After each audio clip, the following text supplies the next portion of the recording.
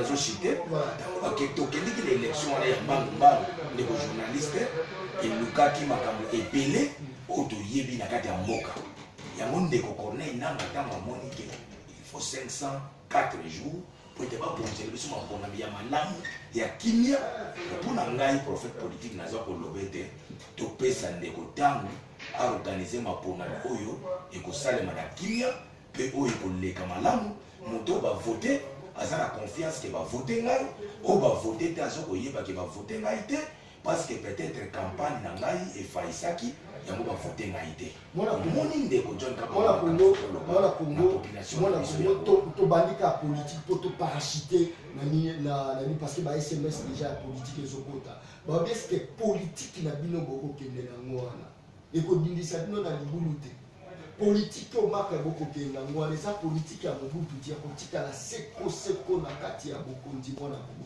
bokoluka ba république bobaluki bobo or objectif na bino eza kotikala na bokonzi soki nécessairement boza na posa ya mboka boza na posa ya bakongole boza na posa ya avancement ya Congo boyosa ba mafia te kobotika na bokonzi est-ce que bokoki kodémissionner te bino boboki bon todémissionner place biso tosukeli yango tozopesa pe place na Congolais parce que biso toza ba Congolais mususu aya akumba biso na ba mapona miloko biso toza limité est-ce que wana pesa ba benga na proposition elobeli na bino ba journaliste mwana mboka en général eza lokola nde majorité nde moto ezo remplacer na place ya seni majorité est remplacée na place ya seni te na opposition na société civile na majorité tozo koyoka biso nyonso na bato baza na mobilité ya koorganize biso ba élection ya kimia mpe ya malamu ndenge nini bazali kopesa biso mikolo oyo fo biso tokende na maponami oyo ya kitoko mpe oyo ya malamu alors olobi ke soki ezali lokola na ntango mobutu eke bana mboka majorité tozali kolunga kowumbela na bokonzi ngai nayebisi yo ndeko John Kaba lelo ata bandeko ya opposition bazwi pouvoir mais eza na trois objectifs basalelaka parti politique basalaka yango ezali mpona kobunda kozwa pouvoir on appelle ça en français la conquête du pouvoir mpe basalaka mpe parti politique mwana mboka ezali po ete soki bozwi pouvoir oyo bino bozwi boyeba na kosalela pouvoir wana mpona bana mboka bazwa misala mboka ekende liboso ya misato basalelaka pouvoir bazwilaka pouvoir ezali po ete bino boconserve pouvoir démocratiquement oyo bino bozwaki voilà yango bino boyi boconserve pendant que population azosouffrir boconserve à l'époque totika komona biloko esalami na pouvoir na bino te baévasion pendant l'époque ya gouvernance ya bino prophète politique tozala quand même bato tocomprendre quand même mpe makambo mosusu tomoni awa bamédecin bake na grève médecin afutamaka combien afutama $100 na toni ya 92 pendant reine na bino prophète politique tokei est-ce que bavantage ya bapolicier ezali un policier congolais azata na santé te pendant reine na bino un enseignant congolais souffre sibi je rappelle à la population que non ozalaka enseignant mais awa tokomona boko gouverner baenseignant bazosibir bazosouffrir tokoloba koconserve yango le plus longtemps possible pour population akufa to eza nini mwana kongozi nalingi te mwana mboka yo ozala kodebatere na ngai mais nalingi mingi otunanga motuna na yanola na population c'est que motuna ngo sur ça veut dire eza na lakisi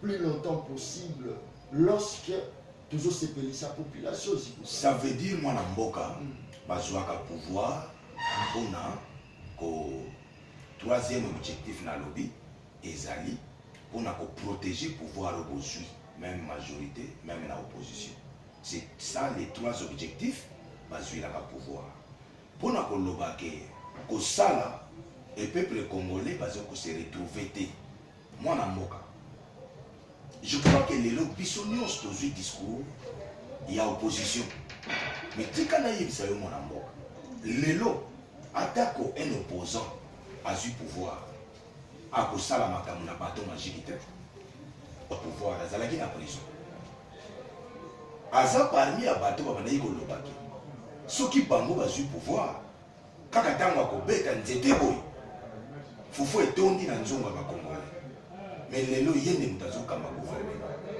azali kotoko azali komona mpasi oyo matata mpona amonaki ntango matata mpona azali kolobaki makambo ezali mpasi ezali nkokoso ya bandaki kondima te alobi ye kaka soki atieko makambo echange mais lelo ozali koloba na ngai ke baenseignant bazofutama te maintenant naza na pouvoir ezali ndeko ya opposant moto azali premier ministre e baopposant batondi beke na kati ya gouvernance biso ntango tobandaki koleka na bantene na bino baprophète politique tobandaki koloba ke baopposant baza lokola batelespectateur e majorité baza bajoueur baopposant bayebi pema eza na kati ya terrain te bobandaki kondimela prophète politique te bobandaki koloba leka niaka mais lelo baopposant batoni mboka na gouvernement kasi babeta nzete mbala moko baenseignant bazwa $500 par mois nzete ezobetama te bato ya moïse ezobetama te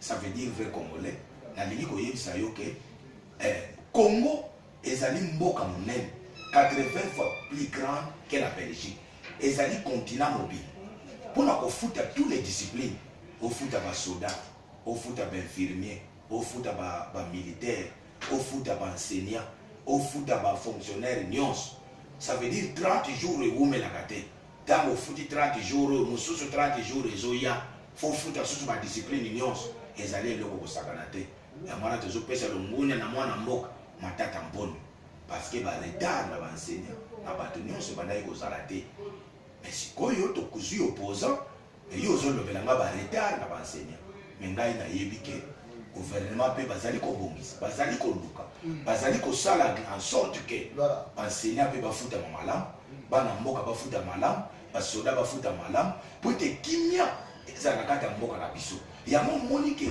zikuka prophète politique ntango nalekaka tanke mosali wa nzambe nalobaka makambo oyo ya solo ntango nabandaki koyebisa baopposant bazalaki libanda ya gouvernement ke ezali pema babandaki koyoka te mais lelo je crois ke baopposant bamoni ke prophète politique aza prophète ya solo ezali pema masolo oyo eta comme serviteur de bien mosali na nzambe kolakisa biso mosali ya nzambe na yo wana oyo ya kote ya majorité kolakisa biso yango me avant yango mwana kobosikuka mbala mboka ya états-unis organisation des nations unies akesala discours sale vide est-ce que un président de la république na ndenge sale ezalaki vide wana est-ce que bahonoré c'est pas dire que non banéglige ye babwakisi ye parce que azokolinga kotosa mibeko te mwana mboka le président Joseph Kabila Kabange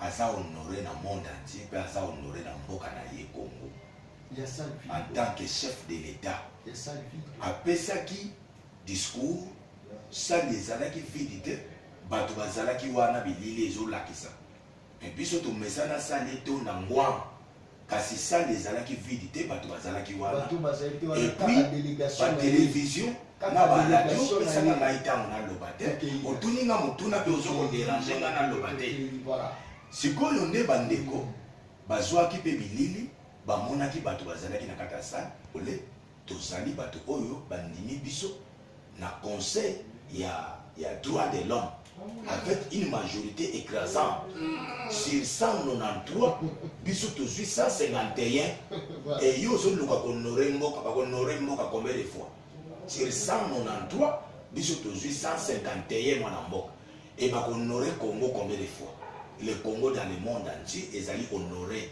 totika badiscours ya biso baopposant oyo toza radical tomonaka biloko malamu te ata biso ndenge bahonoré biso sur 153 193 tozwi 153 opposant koloba kaka eza eloko te basali bongo mpona nini me mondele azali zoba te bamoni ke il y a des avancées significatifs mwana mboka na mboka na biso il y a des avancées significatifs ata bato tozokopumisa lelo na opposition moto akobeta bato magique na mabele po ete makambo ya Kongo ebongwana na mbala moko ekozala te ekozala kaka bamajorité bazali kosala pouvoir gouvernement ezali kosala biso mpe bana mboka population tozali kosala totalela kaka bango te bango bazali kosala biso tolingi maboko gouvernement esala biso nyonso tozo participer na développement ya mboka na biso. Voilà moi na Congo, le président Kabila a honoré na kati ya Afrique, na kati ya continent nyonso, pe na kati ya monde entier. Pe mboka na biso ezali honoré. Mais batinda ki ambassadeur au batindi. Na moni déjà précieux bandi wana azalia na kati ya mboka. Respect ya bakor.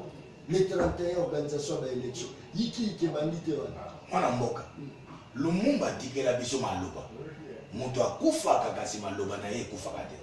Lumumba tikela biso eko komama na Congo, eko komama na ba Congolais. Ça veut dire les ana mutu moko te.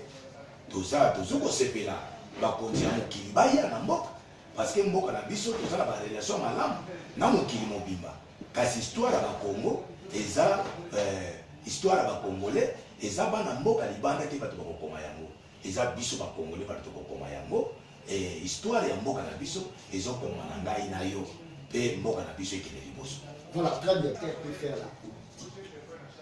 D'abord, nous tout dans na lobby te ke awa olobi awa oza mosali ya nzambe kasi prophète politique ozali nde mosali ya nzambe yango nde na loba. Okay. Est-ce que mosali ya nzambe akoki kosala politique? Bato to bayebi ke prophète politique aza pasteur yango nga na lobi do olobi oza mosali ya nzambe.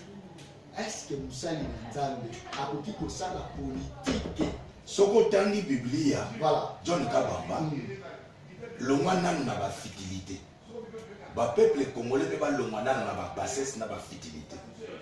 Parce que eza na ba impérialiste tango ba yaki.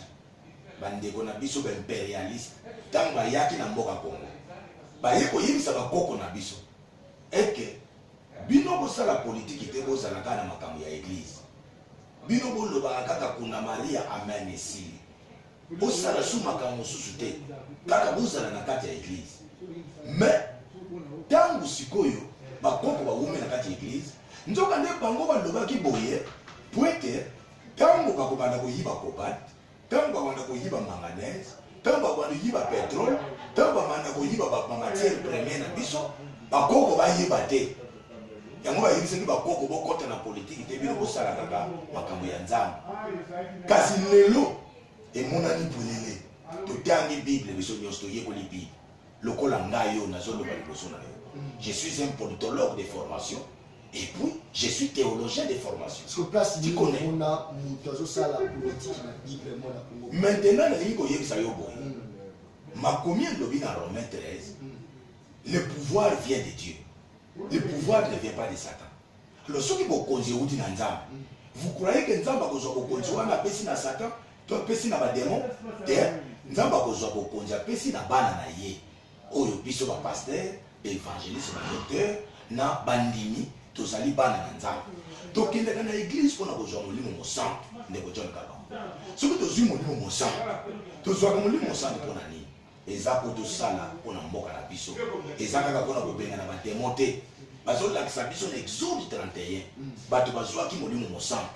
Bato wana bazwaki molimo mosantu bapakolaki mafuta babandaki kosala bainvention bakomaki bato ya makasi na kosala bainvention bakomaki basavant. Mais biso na période oyo bapasteur batikali na discours ya baimpérialiste. Ça veut dire yo tikala kaka na kati ya église kotala makambo ya mboka na yo te. Ndeko John Kabamba pasteur azali apolitiki te. Soko tangi constitution na biso pasteur azali soldat te, pasteur azali apolitiki te. Même nzambe tango azali kopesa bokonzi na Biblia abandaki kopesa ngo kaka mingi na basali na ye. Omoni mutu lokola David pasteur aye mikolo oyo nzambe abengi ka mikolo oyo ye wana azotia makelele ke pasteur akoki kosala politiki te. Mais David mutu abenga makala azalaki prophète na kati ya sacerdoce nganga nzambe monene. Prophète oyo ya baprofesi ya lokuta ya lelo te nazomona nguma na kingo na yo. Prophète oyo ya solo soki alobi likambo seke euti na nzambe kasi nzambe atindaki Samuel akende kopakola ye mafuta po ete azala nano roi ya Juda mpe azala roi ya Israel mobimba. Ndeko John Kabamba 7 ans David agouverna Juda et puis nzambe apakoli lisusu amatisi lisusu akomisi lisusu roi ya Israel mobimba. Donc azalaki roi nkumu lokola président Joseph Kabila et puis akomaki mpe azalaki mpe na kati ya sacerdoce azali kosalela nzambe soki tozwi limbisa ngai naloba moke soki tozwi bandeko lokola Shadrach Meshach Abednego nzambe apakoli bango mafuta e balobi nini na mboka bapaya na Babylone bapesi bango bokonzi bakomi bagouverneur lokola papa na biso ya André Kimbuta balingaka mingi bakomisi bango bokonzi lokola ya André Kimbuta bagouverneur de la ville. Shadrach azwi gouverneur moko gouvernorat moko province moko, Meshach azwi province moko, Abednego azwi province moko.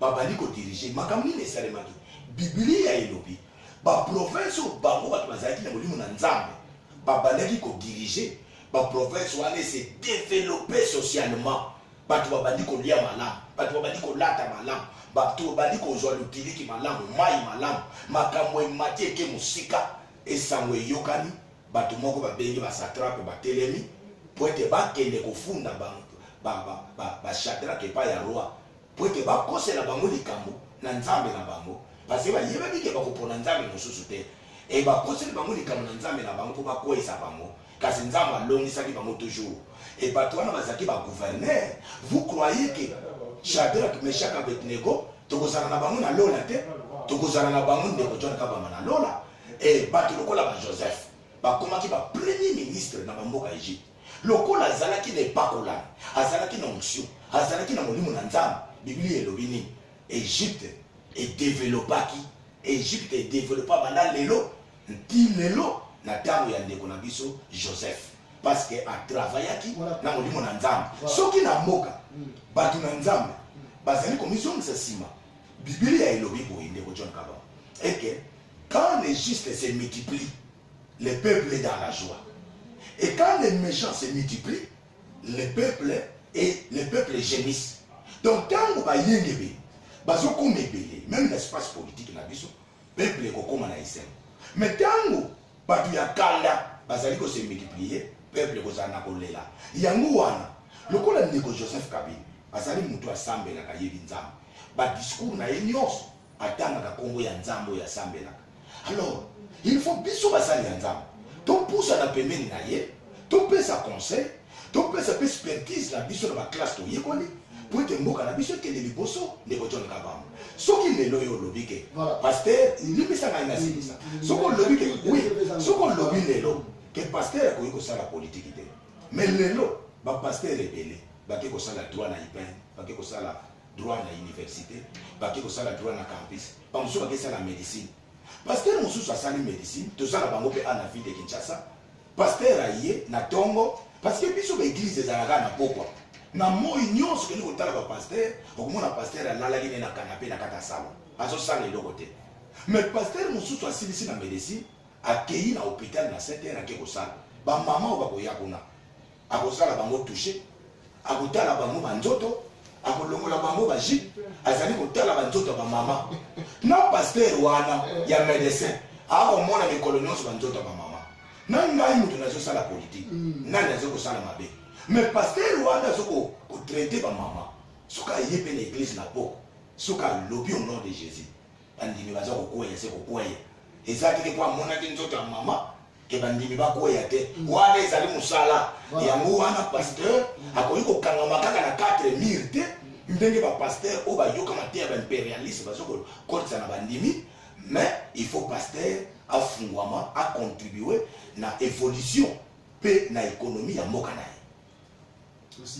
et na silisi soki otuni question mosusu na koyanola parce que naza na biyano ebele tangela ngai mosali na nzambe moko oyo bakoti politique bameni solution na Congo ebele bakoti parlement wana mosali na nzambe akota parlement babi banani bazovote mpona salaire ya bafonctionnaire ema asali kaka atie ntango ayoki bongo akitisi kaka na kati ya Congo kaka na kati ya Congo ya de pasteur oyo bazali baflater bazokendaka na bamessage moko boya koflate nango akiletoa aka na kati ya Congo. Pensez-vous que la situation toza nango na kati ya mboka évangile ekoki komema développement na kati ya mboka oyo tina soko développer mona komesi papa na kati ya mboka voilà évangile ekoki komema développement soki tolobeli évangile tolobeli ba église te tokomona lokola bandeko ya catholique bayaki na évangile mais évangile wana ememi développement na ndenge nini basali biso ba école université primaire basali biso ba hôpital ya kitoko ba clinique ya kitoko pe basali ba œuvre ebele philanthropique bazo contribuer na social pe bazo développer mboka ya mwana biso pe na ba église de réveil to wuti musika église de réveil et wuti d'abord na mandala et wuti na basa et wuti na babambo et wuti na kokanga maputa et wuti na bangara lelo to komi na niveau ya basali VIP.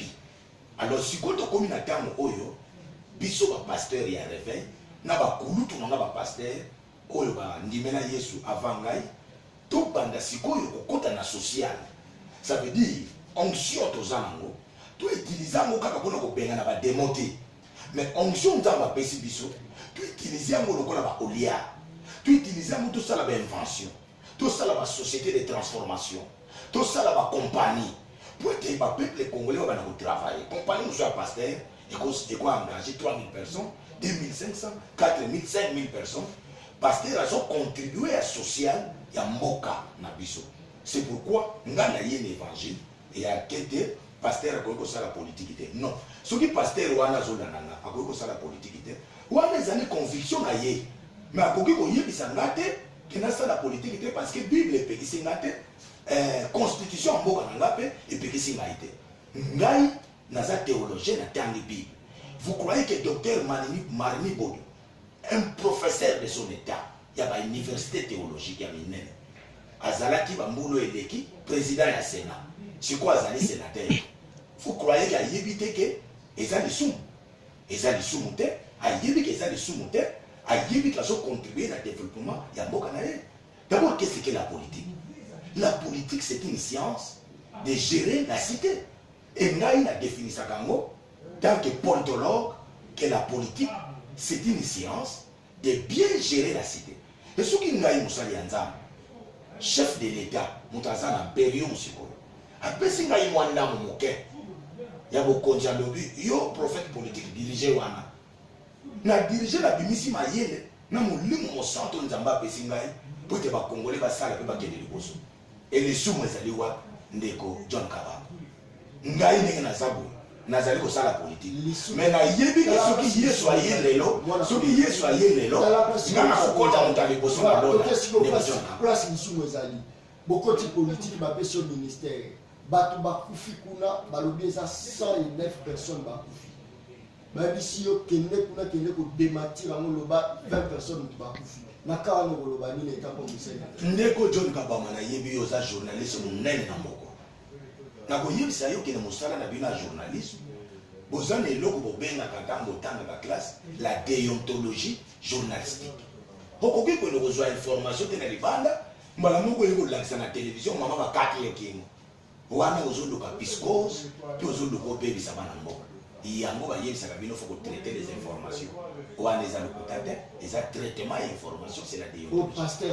Dans la politique aussi, écoutez-moi, donnez-moi le temps de parler. Dans la politique, écoutez-moi, dans la politique aussi, il y a une déontologie politique à respecter. Ça veut dire qu'il ne peut pas venir donner des informations politiques brutes comme ça, Nakati Yamboka, parce que c'est une gestion, c'est une grande responsabilité. Politique est le Kouta. Politique est le Kouta. Mais politique, c'est la déontologie politique. Il faut qu'on respecte. Si on respecte la déontologie politique, nous avons mais yo ozali ko yela bango makambo ndenge ozuika ko bambi bango ani ba mususu ba vani na ba salon ba ko kufa na ba tension po yo bambi bango makambo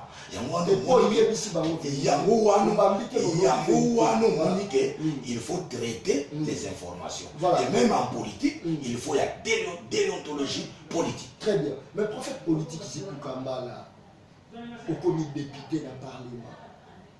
Balobi qu'il faut voter motion Morobo. mais na ngomba bandengenge kuna babengi yo balobi awa bato bazokufa na maladi nzambe atindi babenga yo oza devant deux équations ngambo nini okende koto balobi ke soko ye te mboka eziki kuna balobi soko okete bato bakokufa okopona ngambo nini. Voilà pourquoi nakozongisa yo ndeko John Kabamba na Biblia na éclaircir peuple congolais. Soki tokende na Biblia na Ecclésiaste chapitre 3 kuna balobi likambo eza na ntango nango. Engai tanke na fonction wana ya pasteur, tant qu'un pasteur évangéliste, je ne suis pas l'église, ce n'est pas mon église. Et que soki nga naza te église ekangami ndenge nazosala no émission boye. Mais na formé tant que pasteur évangéliste, na formé ba pasteur mususu, na formé ba évangéliste, ba modérateur, na formé ba prédicateur mususu. Oh, il bazali ko sala musala malamu sima na ngai. Vous voyez? Donc ça ne veut pas dire que musala nyonso fo, mais ngai pe na formé pe basali ya nzambe mususu tant qu'évangéliste, po bazali ko sala musala. Mais ya ngai pe na tango na ngai ezali il faut na sala ngo correctement parce que likambo na likambo eza na tango nango. Naza na horaire na nga na yambaka nazo ko sala musala. Donc likambo na likambo ndeko John Kabamba eza na tango nango parce que eza na tango pe pasteur alala. Omo soki mundima azwi likambo na 1 heure na 2 heures. Pasteur alalaki. Yo mundima kotika kaka ndenge wana yango moni nga na arche de vainqueur. Na te ya kabandimi ke mundimi nyonso na arche de vainqueur aza sacrificateur. Nous sommes au moment et à l'époque des sacrificateurs. Ça veut dire dans l'église, mon déminion, ayebi ko autorité de kola molimo mabe, ayebi ko benga na démon, ayebi ko sambe. So le kango comédie, avant la ya sambe la kina. Nako l'occasion na soyo mission mobimato ko lobela kama nzambe parce que les amis ba bato ba kotina ba SMS abalinga otango ko ba ma nzambe lo ba kitoko.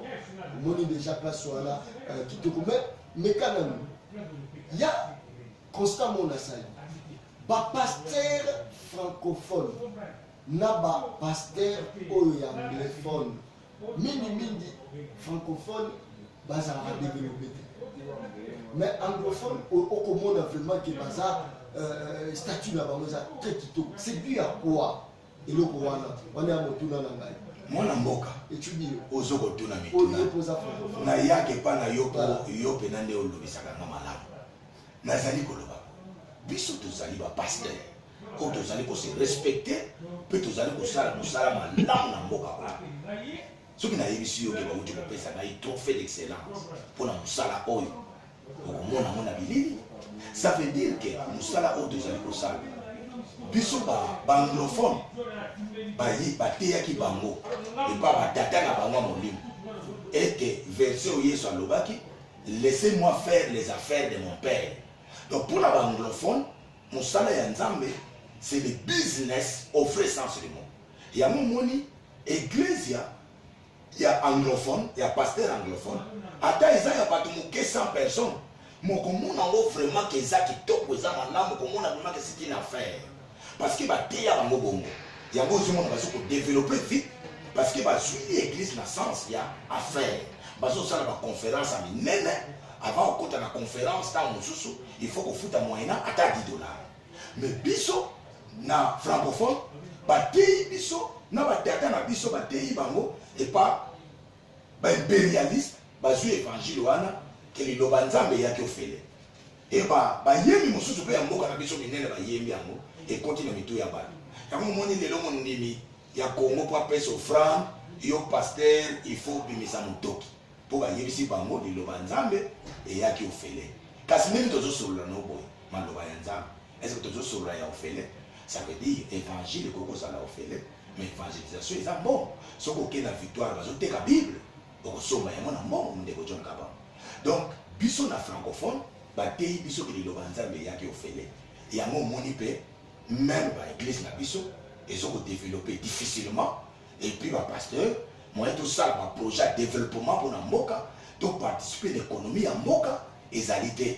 Pourquoi? Parce que liloba ya nzambe eyaki ofele kasi ngai naza parmi ba pasteur révolutionnaire lokola ba Martin Luther King o bazali komona makambo autrement nayebi ke naza beaucoup plus combattu et pas baninga na ngape basali ya nzambe kasi ngai vision naza nango na tangi bible eza na place moko te nzambe azali kopekisa mosala ya nzambe asala politique parce que pouvoir yango eza ya nzambe ya biso tosalelaka alobi akolokota biso na putulu mpe akotombola biso epai na milie ya bakonzi mpe akovandisa biso na milie ya bakonzi alors nzambe wana tombolaka pourquoi pas tolimite nzambe tolobaka biso basali ya nzambe tokoki kosala politique te il faut tosala politique il faut todiriger mboka na biso il faut veiller contre mboka na biso soutenir bakonzi oyo baza na vision ya malamu mpo ete biso basala nzambe mpe toparticipe na économie mpe na développement social ya mboka na biso omoni prophète politique eloko azokundela po kongo etongama ekende liboso mpe bakongole bazongisala bato na 2006 bapesaki responsabilité ya organisation ya élection epa mosali na nzambe tomona yiki kebetaki tomona ndenge ni élection esalamaki na ndenge esalamaki wana bato tobamonaki 2011 bapesi so responsabilité na basali na nzambe même effet ememi même cause na même effet wana kokosi kokambala lelo oyo tozokokende déjà petit à petit vers chaos technique.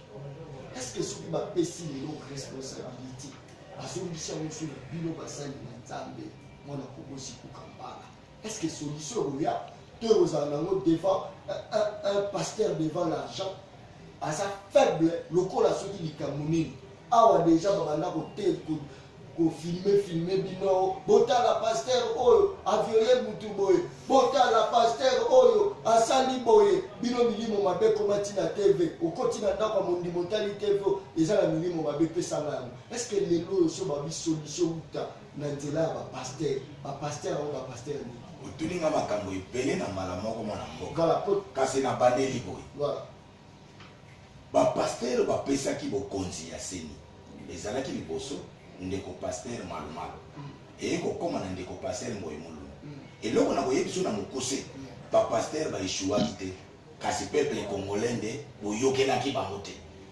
soki peuple congolais eyokelaka bapasteur makambo elingaki ezala ndenge mosusu me bapasteur basengi ntango po ete baobongisa eloko ya malamu boyokeli bango te lokola boyokelaki bango te alors bapasteur bakwei te mpo boyokelaki bango te po ata nzambe na Deutéronome 28 alobi oyo akoyokela ngai te na verset 14 je crois 15 okiti na se tala etumbu ekoyela moto akoyokela nzambe te na bomoi alors bino basala ya nzambe basengi mwa ntango mpo koorganize boyokeli bango te makambo malami kosalama ndenge ndenge moko mpe na ngoi mulunda ndeko na biso asengaki ntango boyokelaki ye te ndenge moko mpe kona enanga sikoyo kasi azosenga ntango te abongisa mapona nani aza koyokela ye azali koyokela ye te e soki boyokeli mosala ya nzambe te pasi eya yango nga na lobi boye basala ya nzambe bato baza kobimisa basala ya nzambe lokola baavandrie eza mpe na bamedecin mosusu ntango mosusu na kati ya hôpital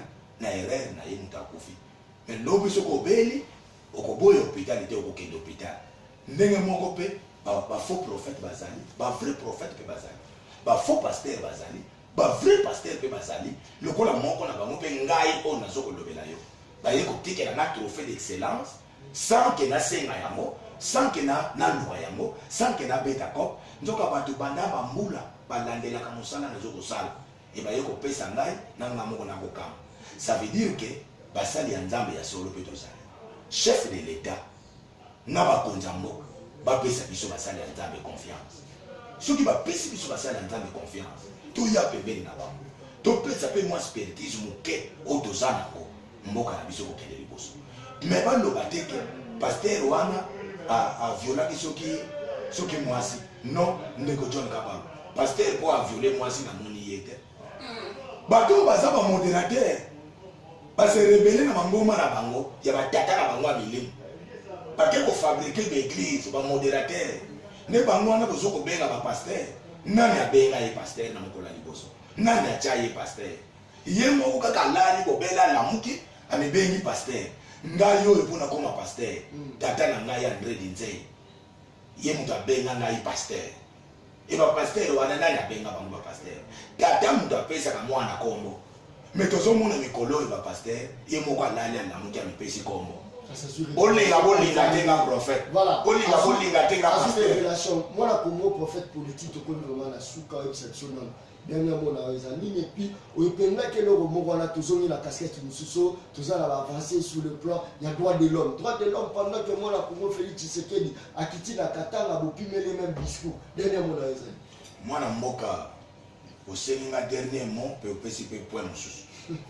Ça veut dire moi na mboka na kati ya mboka oyo démocratie ezali bakopimela motu eloko moko te nga nayebisaka yo ke la police ayaka mpona kotya ordre bisika ntango mosusu mwa yikiyiki ezali mais ntango mosusu omonaka population na biso ata na bastar ntango soki kaka bamoni tene ya la police ondire esala bango soki nini ntango mosusu mpe ekomaka biso moko tozokolukela la police makambo kobama bango mabanga kobama bango masuba kofinga mpona bango e bazali batata ya bana bazali baresponsable ntango mosusu ntango bakoluka base défendre ade yo sikoyo olobi démocratie na mboka eza te mais démocratie soki ezali yo mpe tosa policier tosa militaire voilà la démocratie mais démocratie eza respect ya règle de jeu moni ndenge tokoloba no boye nafingi opposant moko te ça veut dire nazo respecter mais soko obanda kosola na opposant awa okomona kofinga bakonzi ya mboka kofinga gouvernement kofinga boye baopposa bakanisaka mpo bayoka ye il faut nano afinga mais biso tozali kosolola na kimia na boboto na bolingo mpe na respect nyonso tozali koteya bana mboka mpe bana Congo pasteur à majorité nazali pasteur à majorité te nazali pasteur congolais nazali pasteur congolais nazali koteya bandimi nyonso ya Congo mais à côté à majorité voilà kaka nesi naloba pe mission oyo yangeza baleine baliaka ye na mokolo moko ndambo nde baliaka baleine balobi démocratie en place démocratie ezali tikitwa kovandela wana opposition mpe avandaki société civile azovanda petit peuple azokovanda. Merci beaucoup. Nasima caméra tozaki na mona Congo moko la Congo ya merveille veko. Merci pour la mosala kitoko au saleli peuple congolais et puis merci beaucoup na Henri Congolo azawana zo ko accompagner toujours mosala ya population. Tokutani mokolo ozoya toujours sur canal Mercure Télévision, la chaîne de tous les vrais Congolais. Merci et bye. Merci. Merci. Sikou Kabala. Merci beaucoup. Joyeux anniversaire. Merci beaucoup. Merci beaucoup. Merci. Voilà.